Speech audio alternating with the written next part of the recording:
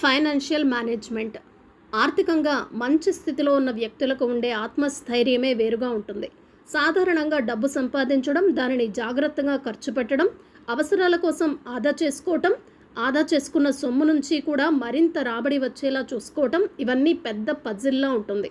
సాధారణంగా కొంత డబ్బు చేతిలో ఉంటే ఏం చెయ్యాలి అనే దానిపై స్పష్టమైన అవగాహన ఉన్నవాళ్ళు చాలా తక్కువ మంది అని చెప్పొచ్చు. పైగా కొంతమంది ఆ డబ్బును ఏం చెయ్యాలి అనే అంశంలో ఎవరెవరి సలహాను తీసుకొని రకరకాల పుస్తకాలు చదివి ఏది అర్థం కాక అయోమయంలో ఎక్కడో ఒక చోట ఆ డబ్బును ఇన్వెస్ట్ చేసేసి ఆనక అది పూర్తిగా కరిగిపోయాక బాధపడటం మనం నిత్యం చూస్తూనే ఉంటాం. అసలు ఆర్థిక ప్రణాళిక, డబ్బును ఎలా మన కోసం ఉపయోగించుకోవాలి అనేది తెలుసుకోవటం అంత సులువు కాదు. ఆర్థిక ప్రణాళిక అంటే మన దీర్ఘకాలిక జీవిత లక్ష్యాల కోసం మన ఆర్థిక వ్యవహారాలను సక్రమంగా నిర్వహించుకోవటం. ఎయిర్ హెల్త్ ఇన్సూరెన్స్ ప్రముఖ ఆరోగ్య బీమా కంపెనీలో జిల్లాలోని అన్ని మండలాల వారీగా ఉత్సాహవంతులైన ఏజెంట్స్ కావాలను. Life, general, postal, chit fund agents, teachers, RMP doctors, హౌస్ వైఫ్స్, బ్యాంక్ ఎంప్లాయీస్కు ఈ అవకాశం.